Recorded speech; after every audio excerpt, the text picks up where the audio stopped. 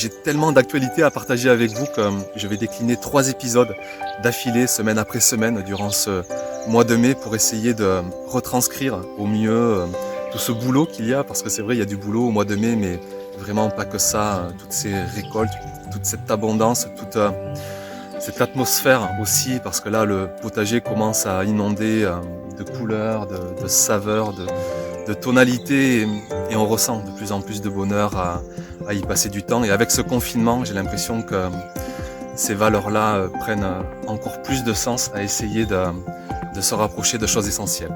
Merci d'être toujours et encore plus nombreux à suivre la chaîne et bienvenue vraiment pour ce nouveau cœur de saison dans lequel on rentre, ce nouveau cœur de saison 2020.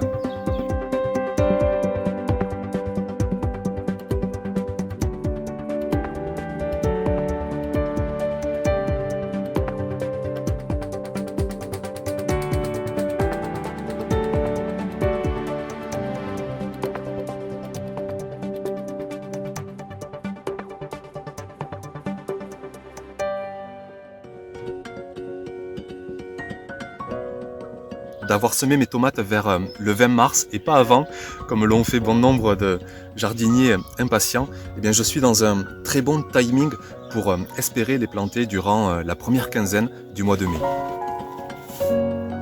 Il y a une semaine maintenant, une fois que les plants ont fait leurs 2 premières vraies petites feuilles, je les ai alors repiqués un par un en godets individuels. Cette opération de repiquage, elle est toujours intéressante pour générer des nouvelles racines tout le long de la tige, pour renforcer le plant. Il ne faut pas oublier que la culture de tomates, c'est une culture de plein été. Et en semant au mois de mars, en semant hors saison quelque part, on a des plants qui auront tendance à être fragiles. Alors en faisant ce repiquage, en replantant en godet individuel jusqu'aux feuilles, en enterrant bien la tige, on va vraiment renforcer ces plants. Et on patiente une bonne quinzaine de jours de les voir grandir, bien s'endurcir et qu'ils soient prêts pour la pleine terre. J'ai la chance que pratiquement toutes mes variétés ont bien germé, ce qui veut dire qu'on devrait, si tout se passe bien, on devrait découvrir plus de 40 variétés de tomates cette année au potager.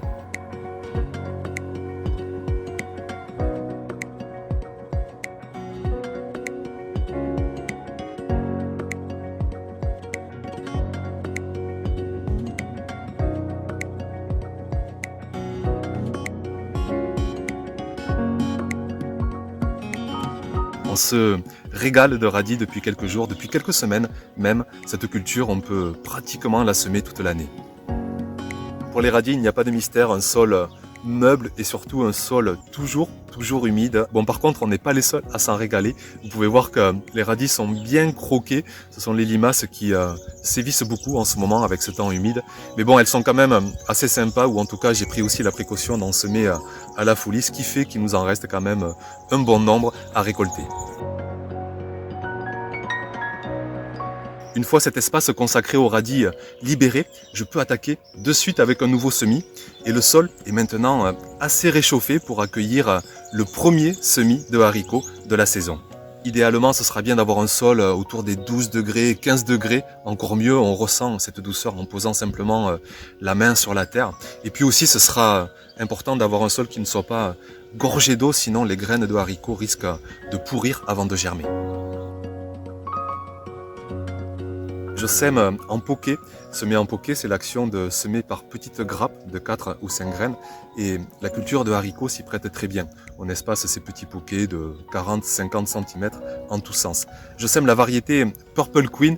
C'est une très belle variété que j'ai déjà essayée dans les années passées. Un haricot violet qui fait beaucoup de contraste avec le vert du potager. Ce qui fait d'ailleurs que la récolte est beaucoup plus facile, beaucoup plus rapide, parce que le violet de ces haricots nous saute vraiment littéralement aux yeux, nous saute à la figure avec ce contraste fort de couleurs. D'avoir le sachet de graines dans les mains, j'en profite pour semer sur une autre parcelle, un peu moins exposée au soleil en mi-saison et bien paillée. Et quand je prends la terre dans mes mains, je n'ai pas forcément un super ressenti. Je la trouve trop humide à mon sens. Alors je tente quand même le coup en décompactant bien le sol pour qu'il s'assèche au plus vite, en dépaillant bien chaque trou de semis. Et puis j'espère que sitôt une journée de soleil, les conditions deviendront très vite propice pour réussir au mieux ce semis.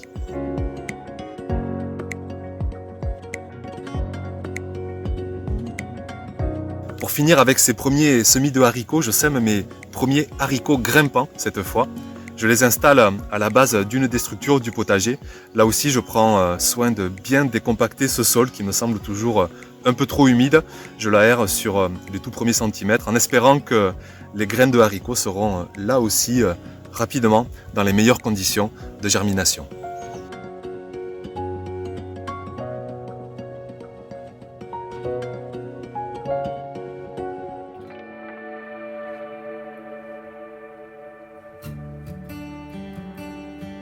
Cette semaine, je sème une nouvelle culture que peut-être vous ne connaissez pas encore. On les appelle des haricots kilomètres ou des haricots longs chinois ou aussi des doliques. Ce sont des haricots qui font plus de 80 cm de longueur. On appelle ça aussi des haricots asperges. Ils ont un goût en tout cas de mélange de haricots et d'asperges. Et les plants peuvent monter à plus de 4 mètres de hauteur. Alors je les installe au pied d'une structure que j'ai construite récemment sur une parcelle qui elle aussi est assez récente. Je sème en ligne cette fois plutôt qu'en poquet. Par contre, je me suis rendu compte après coup qu'il fallait semer plus espacé. Alors rapidement, j'éclaircirai le semis.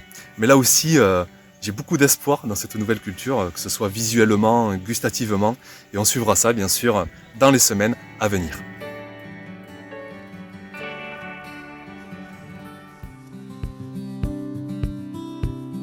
La serre, cette fin avril, est encore bien remplie, c'est normal parce que bon nombre de bébés plants vont quitter cette serre au fur et à mesure durant tout le mois de mai. Ces derniers jours, j'ai pris le temps de repiquer en godet individuel tout ce qui avait bien germé en double ou en triple dans les godets.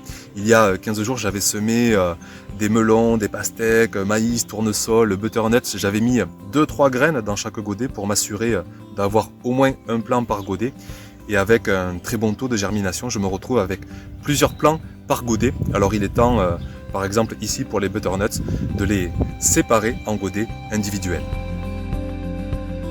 La saison est quand même bien avancée niveau météo, alors je commence à sortir bon nombre de plants de la serre, surtout des cultures plus précoces qui supportent mieux des petites températures. Alors je prends dans cette première cagette des betteraves, des salades, des fleurs aussi. Et puis je m'en vais au potager, toujours sans trop savoir où est-ce que je vais implanter tout ça. Je m'adapte vraiment en temps réel à la façon dont se dessine le potager, et là je me décide à me mettre sur ma toute première parcelle en fait, en longueur, le long de mes arbustes fruitiers. C'est là où j'ai installé quelques arbustes sous l'olivier, et je pense qu'ils pourront s'associer avec ces cultures de betteraves, de salades à leurs pieds. Une autre cagette que je vous montre encore, pour celle-ci, je prends des choux-fleurs verdés, des choux-fleurs qui devraient être verts, j'ai hâte de voir ça. Un chou romanesco et encore quelques salades. Cette fois-ci, je décide de m'installer le long de la culture d'épinards. D'ailleurs, la première récolte devrait là aussi pas tarder à venir. On verra ça, je pense, dans le prochain épisode. Le sol est vraiment chouette à cet endroit, on ressent encore tous les apports, notamment de l'automne dernier. J'avais fait des apports de broyat végétal, j'avais équilibré avec du compost de fumier, j'avais apporté du sable aussi pour continuer d'alléger mon sol très argileux, et on sent vraiment encore et toujours que ce sol continue de s'améliorer. Petit à petit, les épinards seront récoltés et seront remplacés par d'autres cultures basses qui prendront place au pied de ces choux.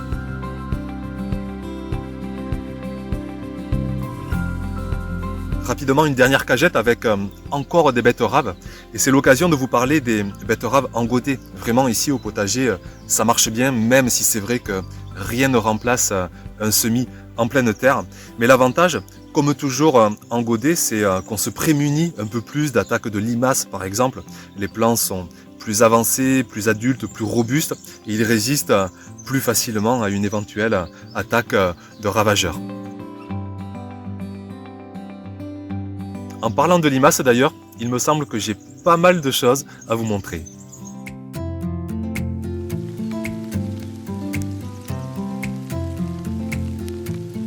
Il a beaucoup plu au potager ces derniers jours, comme rarement d'ailleurs il a plu dans le sud de la France, une pluie fine, régulière sur plusieurs journées. Je devais être le plus heureux du village, enfin le plus heureux. Je pense que bon nombre de jardiniers sont tout autant heureux que moi parce qu'on sait quand on est proche de la nature à quel point l'eau reste de très loin la première source de fertilité. Je le répète très souvent, mais on est 80% d'eau, nos légumes sont 80% d'eau et sitôt qu'elle manque, la fertilité chute à grande vitesse.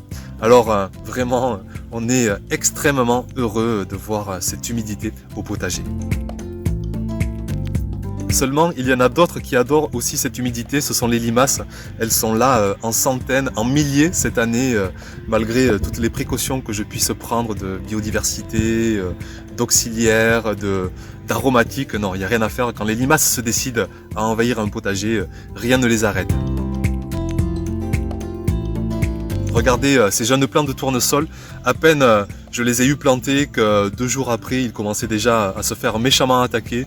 Et encore 1 ou 2 jours après, on ne devinait tout juste que la tige qui, elle aussi, commençait à se faire grignoter. Alors ici, ma stratégie, ce n'est pas d'être contre cet animal, parce que je n'ai pas pour habitude d'être contre qui que ce soit ou quoi que ce soit dans la vie. Je sais, ça peut paraître bisounours, mais en tout cas, j'assume à 100%. Non, je vais plutôt essayer de les appâter sur d'autres sources de nourriture que mes plants de légumes. Et j'utilise pour ça beaucoup de compost de surface, beaucoup de restes de déchets de cuisine. Et une abonnée aussi m'a donné une piste en particulier, celle d'utiliser les cosses de fèves. Alors c'est vrai que j'en fais des veloutés notamment, mais pourquoi pas aussi s'en servir pour appâter les limaces, notamment avec le côté blanc duveteux de ces cosses. Et c'est vrai, force est de remarquer que sitôt que j'en ai mis au potager, dès le lendemain matin, j'ai fait une grosse pêche de limaces et en grande partie, elles étaient sur ces cosses de fèves. J'en ai mis par exemple le long de mes épinards et c'est vrai qu'il n'y avait aucune limace sur mes plants d'épinards qui étaient pour une fois tranquilles et au contraire, elles s'étaient jetées sur les cosses de fèves.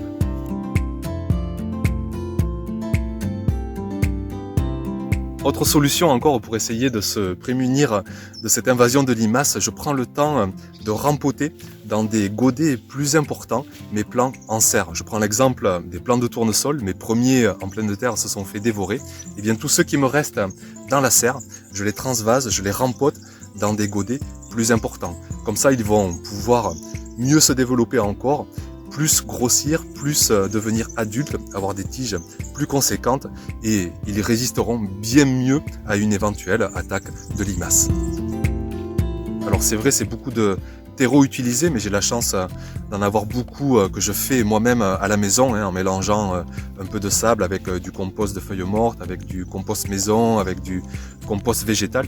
Et je mélange en plus ce terreau avec du terreau premier prix que j'achète dans le commerce, qui lui est peut-être plus poreux, plus perméable. Donc j'aime bien aussi en mélanger un peu avec mon propre terreau. Et tout ça, ça fait vraiment un prix dérisoire. Donc je n'hésite pas vraiment à utiliser des gros godets, des gros pots pour vraiment endurcir mes plants en serre et qu'ils résistent au mieux une fois en pleine terre. Chez vous, ce sera justement à vous de prendre la meilleure décision, de ressentir au mieux votre contexte de potager et voir comment réagir face à une éventuelle invasion de limaces. Ça peut être simplement dépailler temporairement son sol, ça peut être utiliser des restes de cuisine, des marcs de café, des coquilles d'œufs. Ça peut être des solutions beaucoup plus radicales comme de la bière qui va tuer ces limaces, du ferramol aussi qui va finir par tuer ce qui peut être vu aussi comme des auxiliaires au potager. Et c'est pour ça ici que je cherche pas à éradiquer cette population, c'est même hors de question à mes yeux. Alors vraiment à vous de tenir compte des préjudices ou pas que ça peut vous causer et de simplement peser le pour et le contre de chaque solution, parce qu'il ne faut pas croire qu'une solution va forcément être miraculeuse par rapport à une autre. On se retrouve la semaine prochaine pour le 2e épisode du mois de mai. On va planter les premières tomates en extérieur et c'est toujours un grand moment de la saison. Et puis on parlera de tonnes d'autres cultures, les pommes de terre, les artichauts, les petits pois, les carottes et j'en passe. Et puis d'autres sujets aussi. Merci pour votre fidélité à la chaîne. Jardinez bien, ressourcez-vous à fond dans votre potager. Et puis je vous dis à dimanche prochain, à très vite pour la prochaine vidéo. Ciao ciao!